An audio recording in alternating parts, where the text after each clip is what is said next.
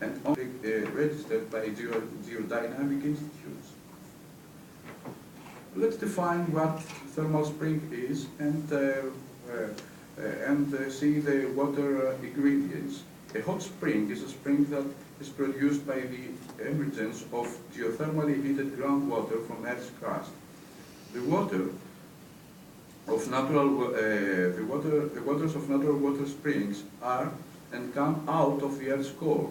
These are mineral waters containing dissolved mineral ingredients such as sodium, potassium, calcium, magnesium, iron, iodine, radium, phosphorus, and sulfur or gases like carbon dioxide, hydrogen sulfide, nitrogen, oxygen, and hydrogen.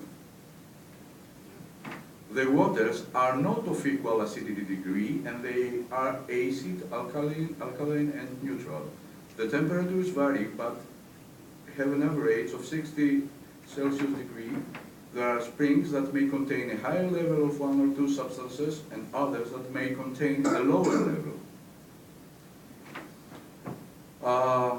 Let's see the medical view for the thermal springs. The pharmaceutical medicine became very late popular in middle of the 19th century when apothecaries started producing drugs such as morphine, quinine, and strychnine.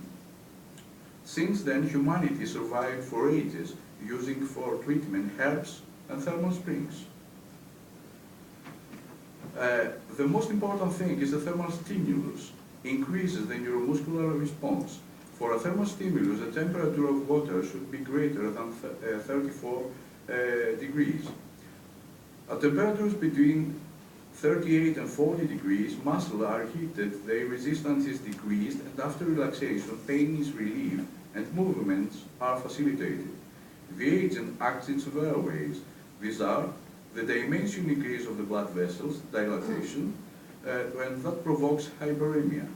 The thermal stimulus increases the body perspiration, the muscle relaxation, improves metabolism, and promotes analgesia. With regard to medical factors, the effect of laws based on the Archimedes theory refer to the hydrostatic pressure. In the water, the body becomes lighter, movements became easier, the muscle relaxes, absorbs the bumps and the inflammation, and causes a positive effect on sight. A very important component of the thermal water is the element sulfur in the form of sulfate radicals. These sulfate radicals enter in through the skin into the body and enrich the contents of joints, bone marrow, and blood. In our body, there are a lot of trace elements that help chemical reaction and evolve in protein production. These trace elements are found in many spring waters.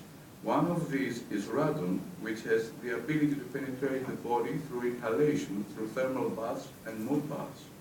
The mineral hot springs have redox properties and is important in the balancing of physical equilibrium. Let's see how acts the thermal stimulus. Here, with the yellow, is the nerve, and with the pink is the muscle fiber. This acts better, and that facilitates its function.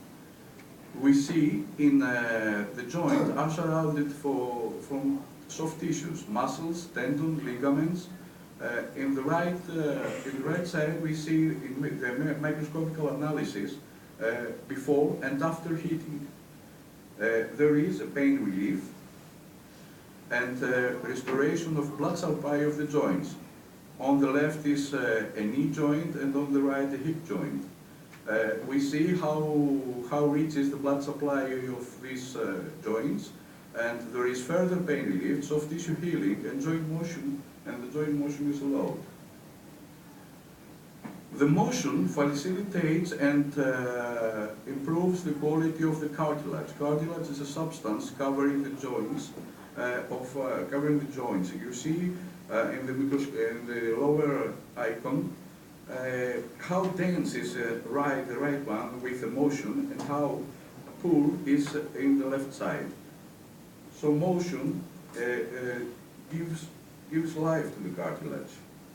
At the end, there is a vicious circle that promotes health, So with motion there is a better cardiovascular response and better health. But in this country there is history. Baths in antiquity were widely distributed and served as hospital, as almost all the disease treated with water. These baths were available even in the poor man. Upstairs were large stones couches which were heated from the bottom floor. Visitors and bathers were lying on these stones. In the stone was a hole through which the steam came out from the bottom. It was widely used the medicinal inhalation in those baths. Instead of soap, it was used a paste of beeswax and water. In the middle of the room upstairs was a small pool of contrasting water for treatments.